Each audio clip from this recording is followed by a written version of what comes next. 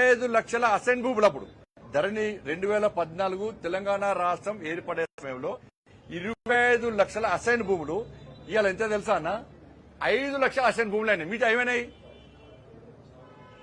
మిగతా 20 లక్షల అసైన్ భూములు ఏమైనాయి? బీఆర్ఎస్ పని దొబ్బిపోయారు. ఇంకా 5 లక్షల ఫీజు అమ్ముతారు ఇప్పుడు ఇక బాకీ. మరి కాంగ్రెస్ పార్టీ ప్రభుత్వం వచ్చింది, ధరణి వల్ల ప్రజలు నష్టపోతున్నారని చెప్పినారు, పేదోళ్ల భూములు లాక్కున్నారు ధరణి పేరుతోని, బీఆర్ఎస్ పార్టీ నాయకులు కబ్జా చేశారు. మరి రాష్ట్ర ప్రభుత్వం ఏర్పడిన తర్వాత, కాంగ్రెస్ పార్టీ ప్రభుత్వం ఏర్పడిన తర్వాత కేసీఆర్ పాల్పడ్డ అక్రమాలను బయట పెట్టిందా? ఈ భారీ స్కామ్ విషయంలో కనీసం ఎప్పుడన్నా మాట్లాడినరా? మాట్లాడలే. వాళ్ళు ధరణి అన్నారు, వీళ్ళు భూమాత అంటున్నారు. ఇప్పుడు భూమాత పేరుతో భూమి మీద ఒక్క గజం కూడా మిగిలిస్తారు వీళ్ళు. వాళ్ళు గుడి మింగితే గుడి లింగాన్ని మింగటోళ్ళు వీరు, తోకలేదు వీళ్ళు. అంతే వీళ్ళు పేరు మాత్రం భూమాత. ఇప్పుడు నేనేమంటున్నా అంటే రాష్ట్ర ముఖ్యమంత్రి గారిని భూమేత అవుతుంది. ఇక నేనేమంటున్నా అంటే ధరణి విషయంలో గత ప్రభుత్వం మీద ఆరోపణలు వచ్చినాయి, పెద్ద స్కామ్ జరిగింది, పేదల ఆస్తులు తీసుకున్నారు, అసైన్ పేరుతో ఆస్తులు దోసుకున్నారు, వాటిని కేసీఆర్ కుటుంబంతో బీఆర్ఎస్ పార్టీ ఆస్తులు దోసుకున్నారు. దాని మీద శ్వేతపత్రం విడుదల చేయాలని చెప్పి డిమాండ్ చేస్తారు. మీరు భూమాత గాని భూమేత గాని ఏం పెట్టినా కూడా మేము ప్రజలు నమ్మరు. అది మళ్ళా మీ మేత కోసమే. దీని మీద కేసీఆర్ అప్పుడు ధరణి విషయంలో జరిగిన స్కామ్ మీద విచారణ జరిపే దమ్ము మీకుందా? ఎందుకు జరుగుతలేదు? ఎందుకు వెనుకడిగేస్తారు? ఎలక్షన్ ముందు ఎందుకు మాట్లాడారు, ఇప్పుడు ఎందుకు మాట్లాడలేరు?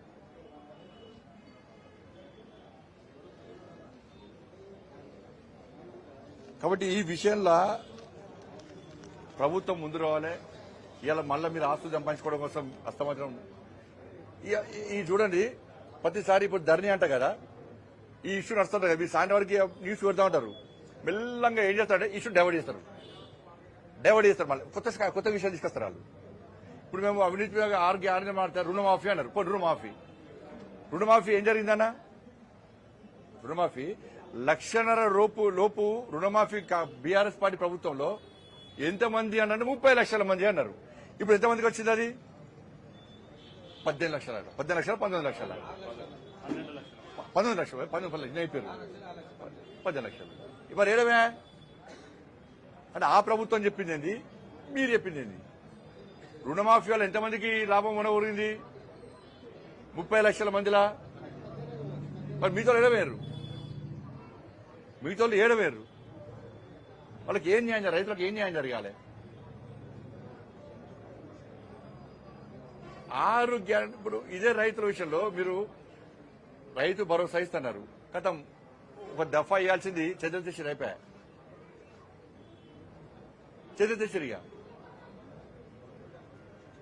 15,000 రూపాయలు రైతుల కౌలులకు ఇస్తున్నారు, రైతు కులకు 12,000 రూపాయలు ఇస్తున్నారు. అది పోయింది 2,500 రూపాయలు మహిళలకు ఇస్తున్నారు, 4,000 రూపాయలు ఆసరా పెన్షన్ ఇస్తున్నారు, మహిళలకు తులం బంగారం ఇస్తున్నారు, కనీసం ఇస్తే దీపావళికి దసరాకు పెట్టుకుంటారు. అదే నీది. నిరుద్యోగులకు 2 లక్షల ఉద్యోగాలు సంవత్సరం లోపల టక్కన చిటికలతో చేస్తున్నారు. మీరు చిటికలు దొరుకుతున్నారు. ఏ నెల ఇప్పటికి 7.5 నెల.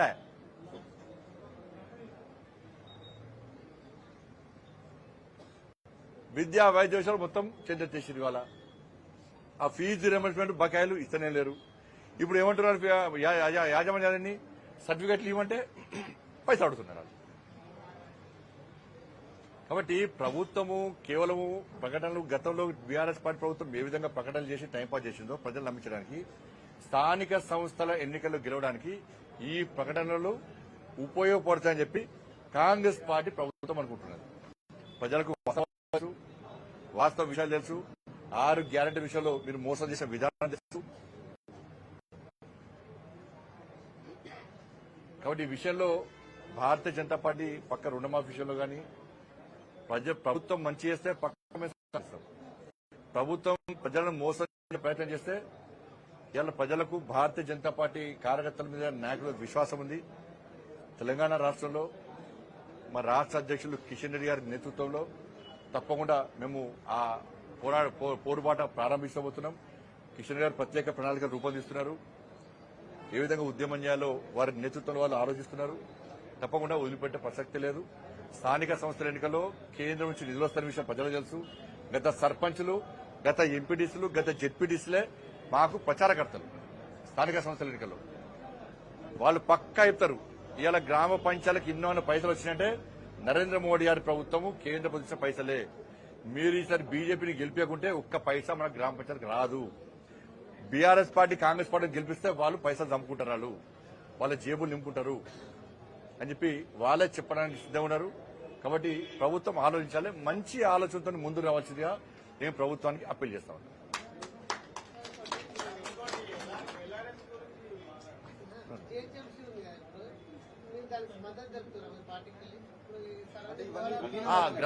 నేనేమంటున్నా అంటే కార్పొరేషన్స్, మున్సిపాలిటీస్, గ్రామ పంచాయతీలు, ఈ ఇండస్ట్రియల్ ఏరియా ఇవన్నీ కూడా విలీనం చేస్తామంటున్నారు.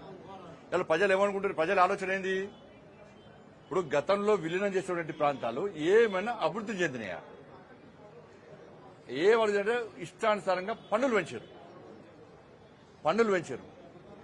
పెంచి వాళ్ళ పేరుకి మాత్రమే జిహెచ్ఎంసీ అని చెప్పుకునే ప్రయత్నం చేస్తున్నారు తప్ప కానీ ప్రజలకు ఏం జరిగింది? అభివృద్ధి జరగలేదు. సమస్యలు ఎక్కడ ఉన్నాయి? గవే గ్రామ పంచాయతీలు ఎక్కడ ఉన్నాయి? మున్సిపాలిటీస్ ఎక్కడ ఉన్నాయి తప్ప ఏ విధంగా చెందలేదు. ఇవాళ ఏంటంటే వ్యవసాయం కూడా కంపల్సరీ. ఇప్పుడు అన్ని పన్నులు పడుతాయి. హౌస్ ట్యాక్స్ పడుతుంది, కరెంటు బిల్లులు పడుతాయి, ప్రతి ట్యాక్స్, అన్ని ట్యాక్సులు దొరుకుతాయి. వాళ్ళకి అభివృద్ధి చెందలేదు. కాబట్టి ప్రజలందరూ వ్యతిరేకిస్తారు. కాబట్టి భారతీయ జనతా పార్టీ కూడా మా నాయకులందరూ, మా విశ్వేశ్వరరెడ్డి ఇక్కడ వారికి అనుభవం ఎక్కువ, గత కూడా మాజీ పార్లమెంట్ సభ్యులు, ప్రతి సబ్జెక్టు మీద, ప్రతి విషయం మీద వారికి అవగాహన ఉంది. వారికి అంటే నేను వారిని స్టడీ చేసేవాడు చూస్తున్నాను. చాలా వాళ్ళు బీజేపీలో చేరకముందు కూడా నేను చాలా సందర్భాల్లో వారి దగ్గరకు వారు అడ్వైస్ తీసుకున్నాను. బీజేపీలో చేరకముందు కూడా నేను కోవిడ్ కంటే ముందు కూడా చాలాసార్లు వారి దగ్గర పోయినా. అంటే ఈ విషయంలో ఇది ఉందంటే కాంగ్రెస్ పార్టీలో ఉన్నప్పుడు కూడా తప్పు చేస్తే ఇది తప్పు అంటాడు. బీఆర్ఎస్ పార్టీలో ఉన్న కూడా కేసీఆర్ మూర్ఖత్వ విధాలు నచ్చకనే ఇది తప్పు అని చెప్పి బయటకు వచ్చారు. అలా మోడీ గారి విధానాలు వచ్చే వాళ్ళు బీజేపీ లేరు. కాబట్టి ఇక్కడ నాయకులు అందరూ కలిసి కూడా దీన్ని ప్రజల ఆలోచన ఏంది, ప్రజలు ఏందని చెప్పి తెలుసుకోవడం ఒక విధి విధానాల విషయం దాని మీద పక్కన ఫైట్ చేస్తాం మేము. ధన్యవాదాలు.